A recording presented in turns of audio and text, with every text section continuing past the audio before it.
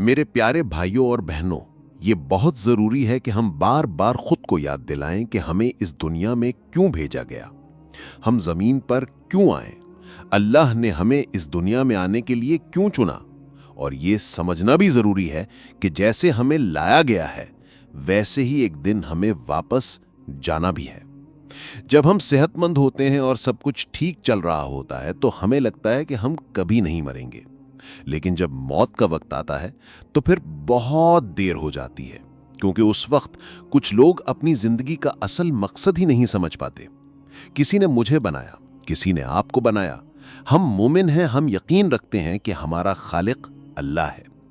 मेरे भाइयों और बहनों, अल्लाह ने हमें पैदा किया है और वो हमें आजमाएगा। जब कोई इम्तिहान देना होता है तो पहले उसके उसूल सीखने पड़ते हैं। मिसाल के तौर पे खेल के मैदान में देख लें, चाहे क्रिकेट हो, फुटबॉल हो, रग्बी हो या कोई और खेल, उसके अपने उसूल और कवानीन होते हैं।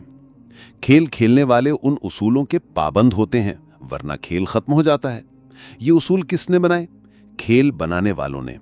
इसी तरह अल्लाह ने आपको और मुझे पैदा किया, और ये जिंदगी कोई खेल नहीं है। लेकिन हम खेलों से ये सबक लेते हैं कि जिस तरह खेल में उसूल तोड़ने की इजाजत नहीं, वैसे ही जिंदगी में भी अल्लाह ने हमें उसूल दिए हैं। और ये उसूल हम नहीं बनाते, बल्कि वही बनाता है जिसने हमें पैदा किया, यानी अल्लाह ताला। वही हकीकी हाकिम है, वही मालिक है, वही खालिक है।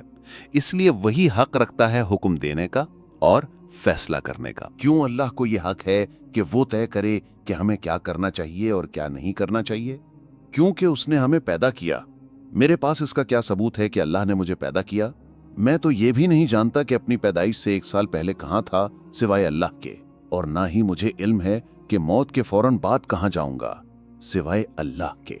मेरे भाइयों और बहनों, सबसे पहले अल्लाह यही चाहता है कि आप उसे पहचानें और सिर्फ उसी की इबादत करें। किसी और के लिए या किसी और की तरफ कोई इबादत का अमल ना करें, क्योंकि उसी ने आपको पैदा किया है और आपने उसी की तरफ वापस जाना है। आप कहें, ऐ मेरे पैदा करने वाले, मैं तेरी ही इबादत करता हूँ। ऐ मेरे पैदा करने वाले, मैं सिर्फ तेरी ही इबादत करूंगा, वैसे ही जैसे तू चाहे। इसी दौरान अल्लाह आपको कुछ चीजें देता है और कुछ चीजें नहीं देता। कुछ चीजों की इजाजत देता है और कुछ की इजाजत नहीं देता। तो आप अचानक ये फैसला नहीं कर सकते कि ये क्यों मना है। जैसे रग्बी में अगर कोई उसूल मना है तो बस वो मना है, खेल तो खेल है। बिल्कुल ऐसे ही अगर अल्लाह ने किसी चीज को आपकी जिंदगी में हराम करार दिया है तो बस वो हराम है, आपके पास कोई दूसरा रास्ता नहीं।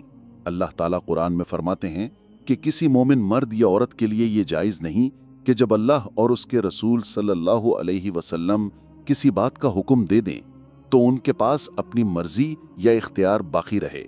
जब आप अल्लाह पर ईमान ले आएं और अपने आप को मुसलमान कहते हैं तो फिर ये लाजिम है कि आप अल्लाह और उसके रसूल सल्लल्लाहु अलैहि वसल्लम के अहकाम को कबूल करें।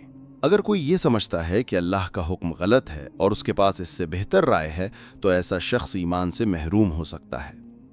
लेकिन अगर कोई मुसलमान कमज़ोर है और गुनाह कर बैठता है तो वो ये मानता है कि उसने गलती की है और वो अल्लाह से माफ़ी मांगता है। यही ईमान की निशानी है। जन्नत उन लोगों के लिए है जो गुनाह करते हैं मगर तौबा भी करते हैं।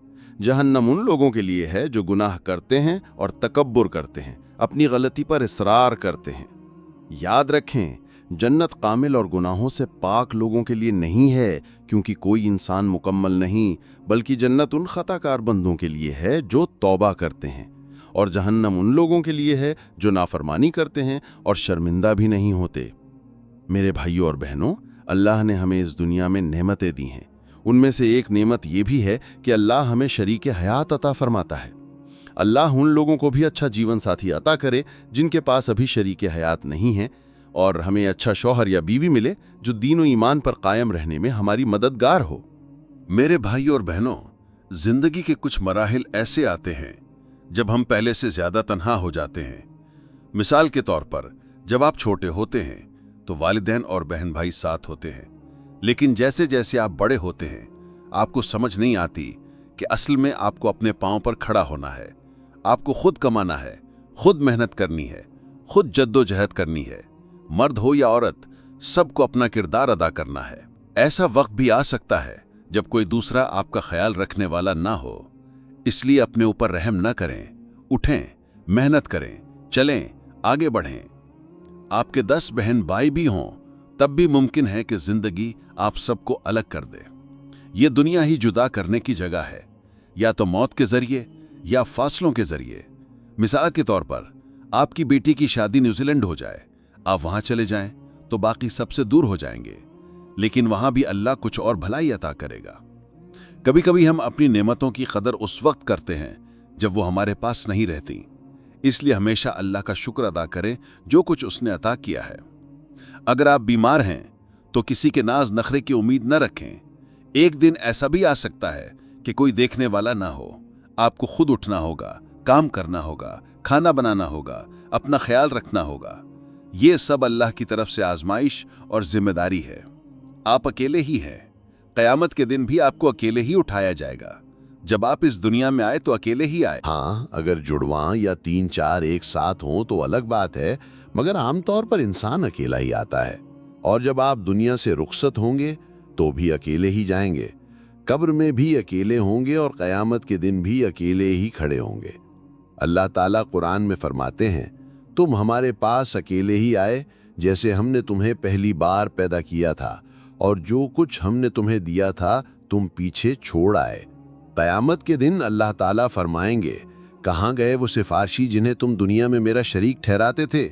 आज हम उन्हें भी नहीं देखते। अल्लाह ताला कह रहा है कि अपनी पहचान मेरे साथ बनाओ, लकड़ी, पत्थर या इंसानों की इबादत न करो। हाँ, रसूलुल्लाह सल्लल्लाहु अलैहि वसल्लम को अल्लाह ने शफाअत का दर्जा दिया है और हम अल्लाह से दुआ करते हैं कि हमें उनकी शफाअत नसीब हो। मेरे भाइयों और बहनों, दुनिया में ज़िंदगी के दिन बदलते रहते हैं। आप बड़े होंगे तो बचपन की बातें याद आएंगी, स्कूल जाने के दिन, बारिश में चलना, सादा खाना खाना। मगर अब हालात बदल गए हैं। लेकिन सोचने वाली बात यह है कि आज भी आप अकेले हैं। अल्लाह फरमा रहे हैं कि मुझसे ताल्लुक़ जोड़ो। याद रखें, आपके बच्चे भी बड़े हो जाएंगे, अपनी ज़िंदगी गुजारेंगे, शादियां करेंगे। सबसे बड़ी गलती यह है कि हम सब पर कंट्रोल चाहते हैं। दौलत या इख्तियार की वजह से हम अपने इर्द गिर्द सबको काबू में रखना चाहते हैं और यूं अपने ख़ानदान और कम्युनिटी को टुकड़ों में बांट देते हैं। हालांकि असल काम यह है कि हम अपने आप को संभालें और अल्लाह के साथ मजबूत ताल्लुक़ जोड़ें।